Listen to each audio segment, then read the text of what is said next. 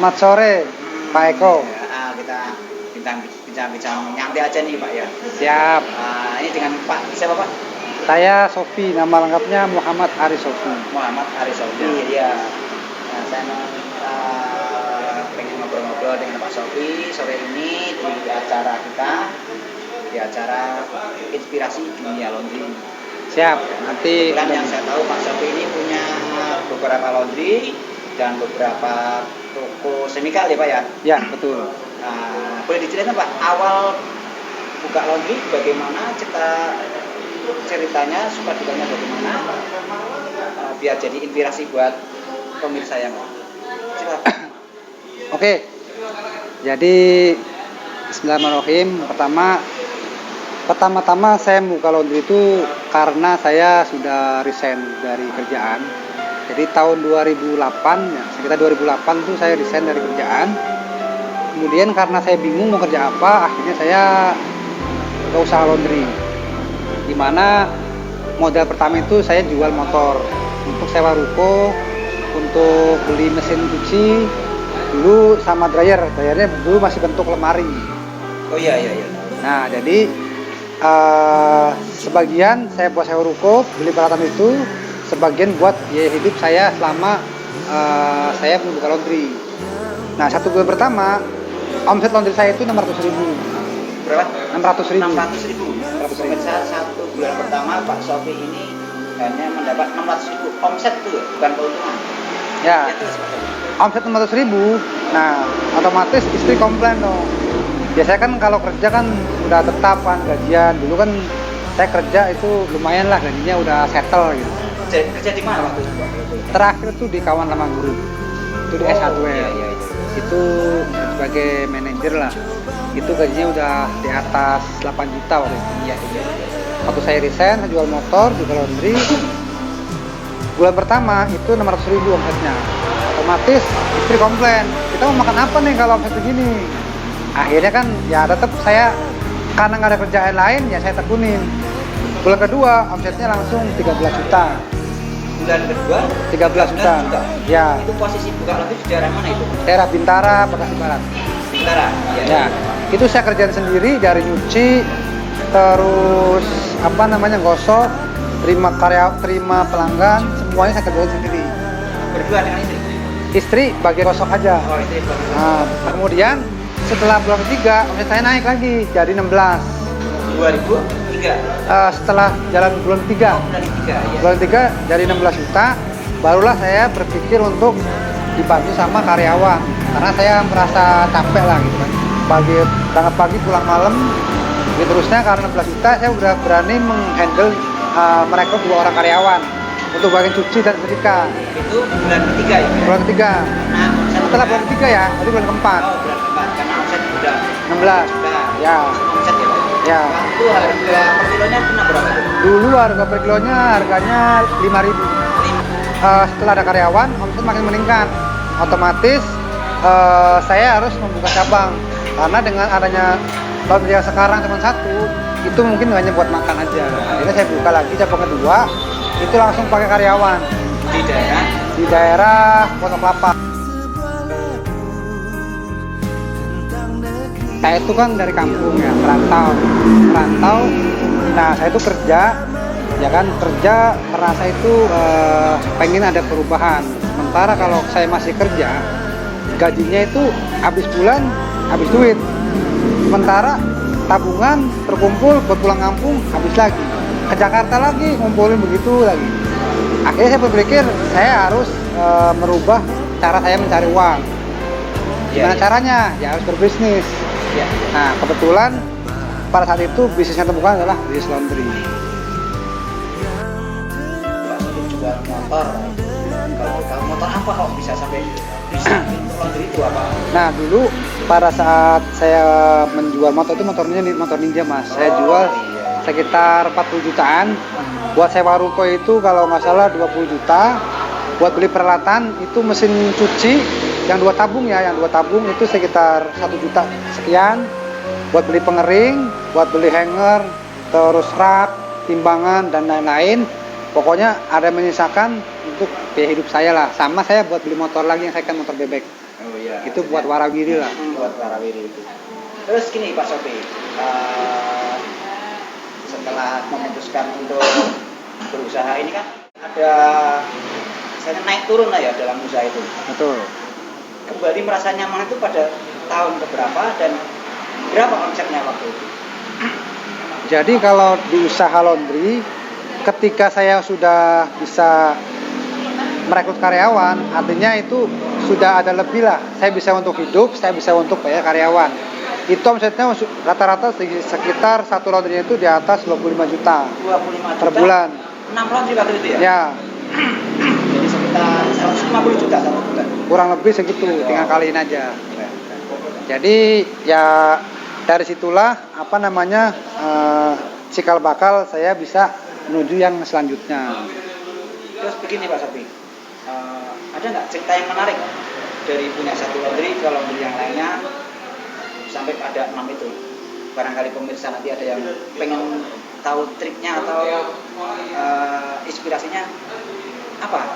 Cerita apa yang Jadi dari laundry 1 sampai laundry yang terakhir saya buka, itu saya buka aja nothing tulus. Karena laundry itu kan kebutuhan pokok. Jadi di pikiran saya, kalau saya buka asalkan di pinggir jalan atau di ruko ya. Saya kalau buka selalu di pinggir jalan, itu laundry itu bakalan laku. Jadi waktu itu saya buka aja, nggak ada pikiran nanti takut nggak jalan atau nanti takut omsetnya berkurang, nggak.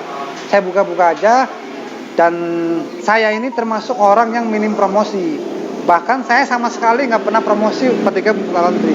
Entah itu promosi cuci gratis, cuci harga murah, nggak. Buka aja udah. buka aja nanti tulus? Ya. Nggak pasang promosi, nggak turun harga? Nggak. Enggak. Buka aja. Harga normal. Alhamdulillah omsetnya berjalan. Bahkan yang terakhir buka aja itu harganya paling mahal di daerah di tempat saya buka. Itu di daerah Dermaga Raya, masih Jakarta Timur juga. Itu harga saya paling mahal. Awal-awal kurang laku, tapi sekarang omsetnya udah naik terus gitu. Iya. Ada nggak Pak Sobi cerita balik pembukaan laundry ini?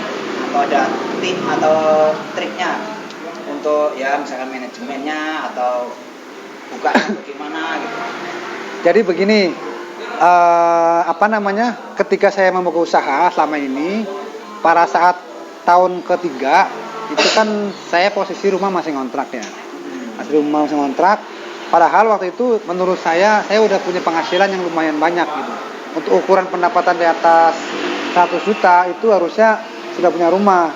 Tapi kenyataannya uang yang saya punya itu nol, nggak ada. Di rekening pun paling ada beberapa juta. Kalaupun sekali buat belanja jalan-jalan langsung habis.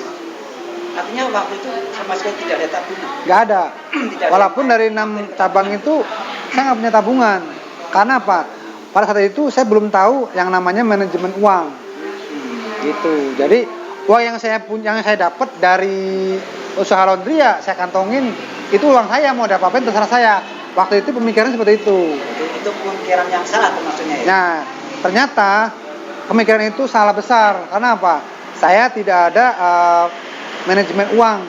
Nah, pada suatu hari saya tuh ketemu sama teman itu orang Chinese. Nah, orang Chinese itu waktu itu kan partner bisnis lagi nih di selain laundry. Dia bertanya, "Bro, lu kan bisnis laundry. Lu sudah dapat apa aja di laundry?" Ya paling ini aja nih, mobil, motor. Rumah gimana rumah? Rumah masih ngontrak. Nah, kenapa nggak beli rumah? Belum bisa kebeli, duitnya nggak ada. Akhirnya teman saya itu nanya, "Memang omset kamu berapa?" Ya, adalah sekitar 100 sampai 150. Loh, itu besar loh, kata gitu. Terus kenapa uangnya kemana selama ini? Ya uangnya nggak tahu kemana. Nah, emang selama ini uangnya gimana? Selama ini uangnya yang saya dapat itu pikiran saya ya uang saya mau dapat terserah saya. Nah, teman saya itu ternyata salah. Yang harus dilakukan adalah kita harus pakai manajemen. Nah, kira-kira kalau boleh saya ceritain Mas Eko begini. Jadi menurut teman saya itu ketika kita sudah punya usaha, kita kan mendapatkan gaji. Pendapatan kita itu fluktuatif, naik turun. Yeah. Nah, kita harus ada manajemennya. Caranya gimana? Yang diterapkan adalah omset yang sedang berjalan itu nggak boleh dipakai selama 1 bulan. Jadi misalkan tanggal 1 sampai tanggal 30 itu omset terus dikumpulin.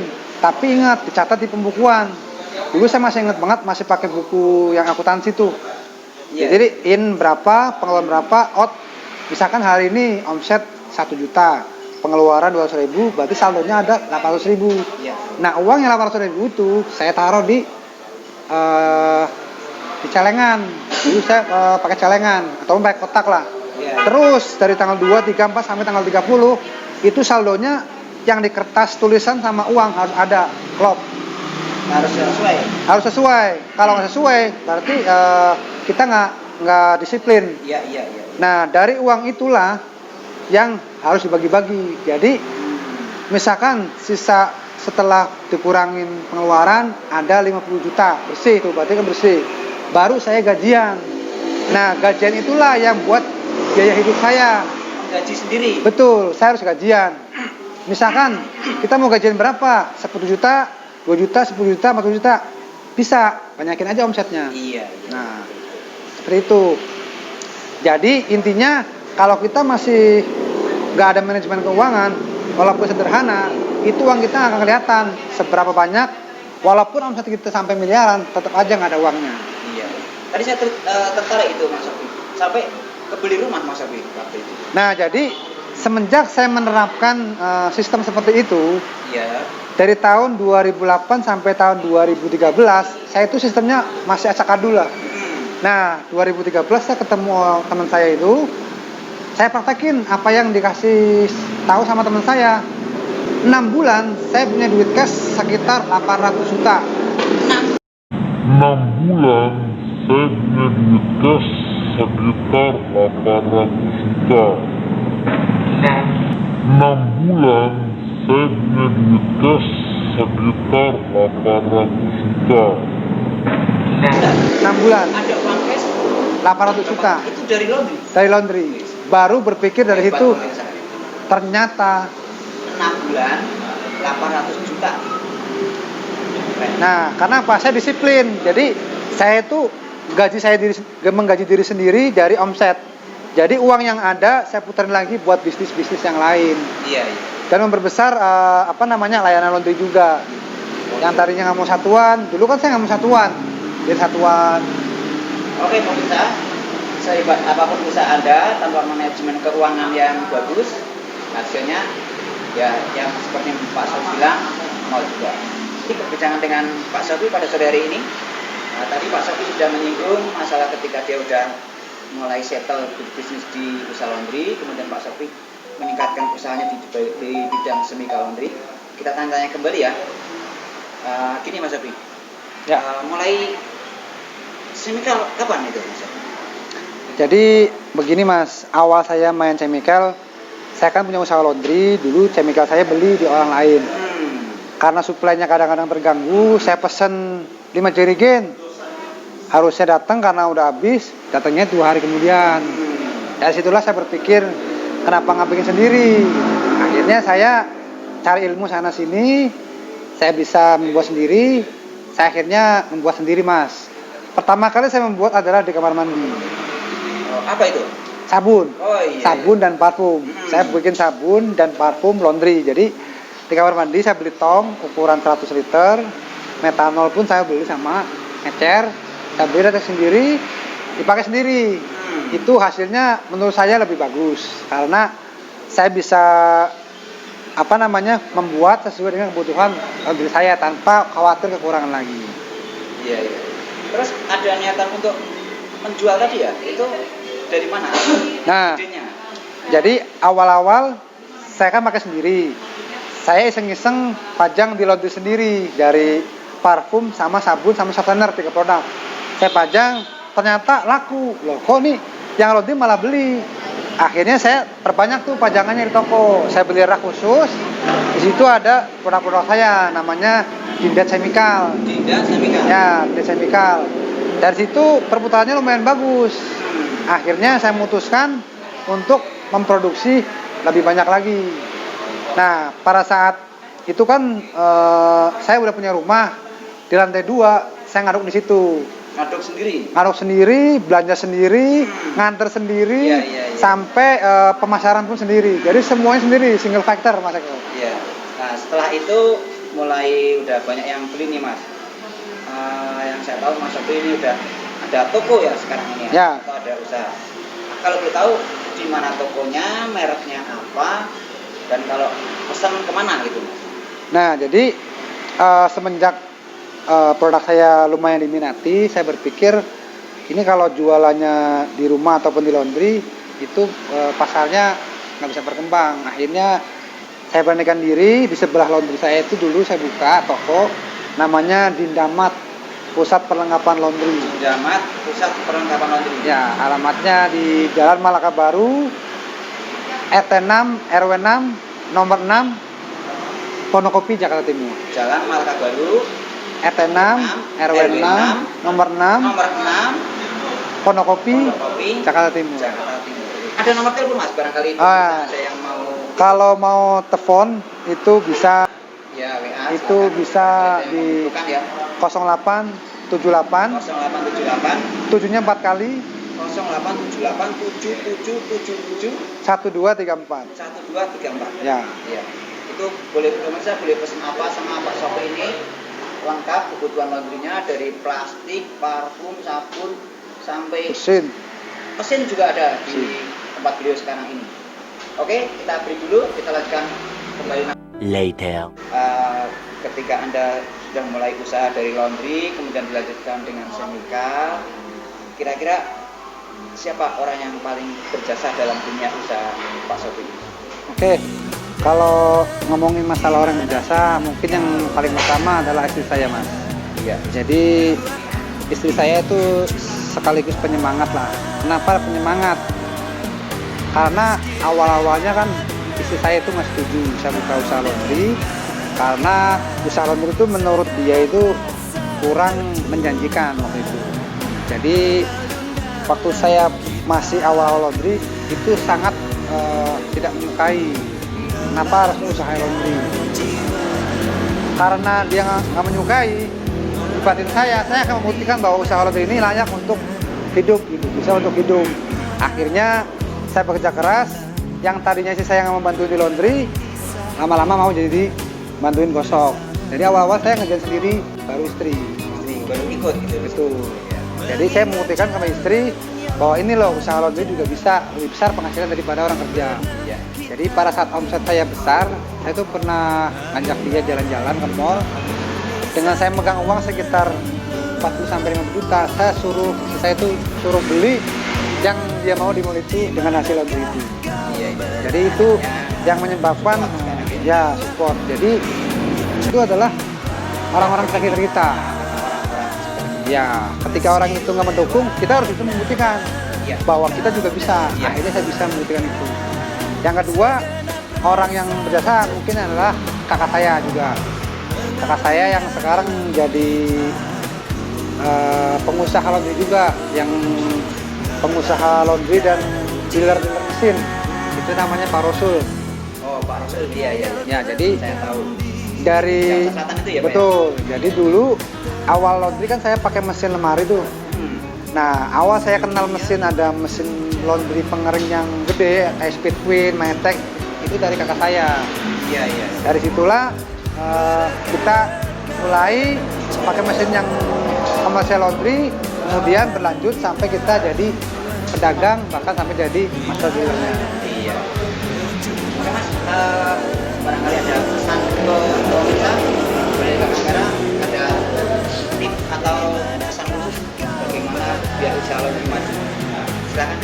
Oke, yang terakhir tips dari saya, kalau kita mampu usaha laundry, yang terpenting adalah kita harus fokus pertama.